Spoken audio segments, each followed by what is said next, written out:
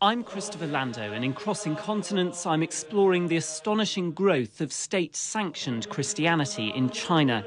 At Beijing's National Catholic Seminary, the priests of the future sing evening prayer. The massive new campus was funded by the government. It includes a circular chapel that fuses architectural elements from traditional Chinese temples and St. Peter's Basilica in Rome.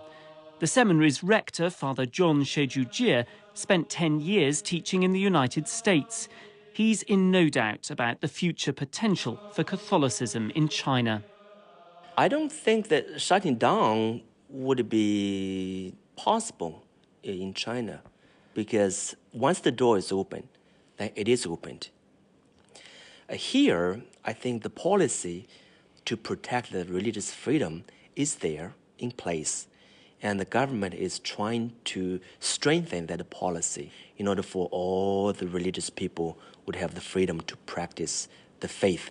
But if you see it from outside, from another culture, you might think, well, the Communist Party and also the Chinese culture and the Catholic culture, how they can be together. We live very comfortably together. I don't see any difference. After 7 years working here, and I feel as free as when I was in the States, studying and working as a priest. But even if Catholics have newfound freedom in China, does he think that the priests he's training will be able to overcome the sense that they do still represent a foreign religion? It's very difficult. It has a long way to go for the Chinese to realize that it's part of our own culture, because there are only 10 million Catholics in China in comparison with 1.5 billion population. So it's very, very small. But still we have hope. You know, Jesus has a foreign face, but Jesus wears a Chinese face now. Do you think there might be a Chinese Pope one day? Absolutely. I would love to be one, but with the divine providence. Well, one day perhaps. We pray for that. And hopefully Pope Benedict will hear this too.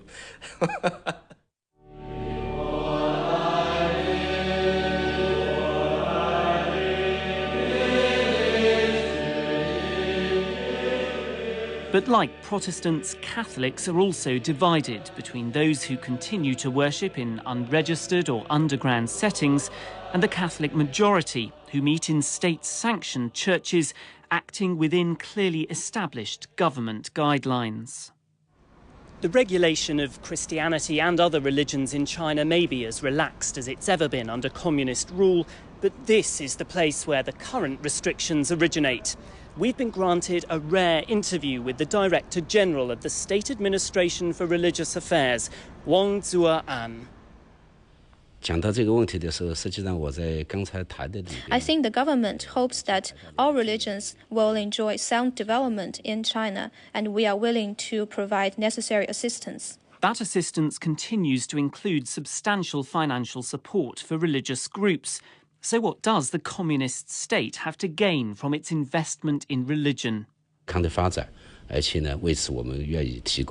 the progress in China's reform and opening up and modernization, we've also seen some social problems. To better address these social problems and promote the smooth progress in China's development, we have proposed to build a harmonious society. So the Chinese government hopes that religions can promote the sense of harmony embodied in their religions and contribute to the building of a harmonious society in China. We kept hearing this message about the need for a harmonious society. The message to religious groups seems to be that if they want to help promote social cohesion, the communist state won't stand in their way, so long as they obey the official rules and don't question the political status quo. In terms of government-to-religion relations, China practices the separation of state and church. The state protects the normal religious activities and does not interfere in the internal affairs of religious groups. Also, the religions should conduct their activities within the frame of the Constitution and other laws and regulations, and they should not interfere in state functions such as administration, justice, and education. Hundreds of people have gathered in prayer at Haidian Church in a part of Beijing popular with university students. Some Christians in other parts of the world say that state-regulated Protestant churches like this one preach a watered-down version of Christianity, emphasising the aspects that please the state and downplaying more controversial or challenging parts of Christian doctrine, certainly avoiding anything that might be deemed politically sensitive. So how does the senior pastor, Wu Wei-chin, answer such criticism? We do have problems, and we do struggling with some kind of regulations. I have to be true to you. But because we are registered with the government, because we obey the regulations and the laws, we enjoy more freedom. We don't have to hide ourselves in the house or somewhere behind the wall. We have the freedom to preach from Genesis all the way down to the Revelation. We don't have to be afraid of anything. This church now has over 6,000 worshippers every Sunday and seems to be particularly appealing to China's younger generation. The church is full of university students, probably slightly more women than men. There's a choir at the front, and some of the members of that are raising their arms as they lead the singing. Other people are just standing with their eyes closed, clearly deep in contemplation, but there's little doubting the fervour of the people in this room. One member of the choir, a student called Jessie, doesn't hesitate when I ask her what impact young Christians like her might have on China's future.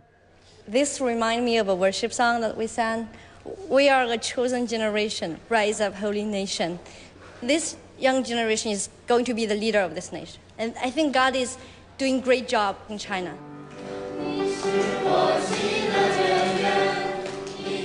These young Christians never knew the China where meeting like this could mean a jail sentence. Their determination to share their faith means even the government expects the church to expand substantially in the coming decades. So China's communist rulers seem to be taking a calculated risk with Christianity, hoping it can help deliver economic success and social stability without challenging communism itself.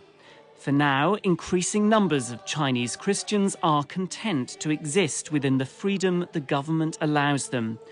But there's no guarantee about how long that freedom will last.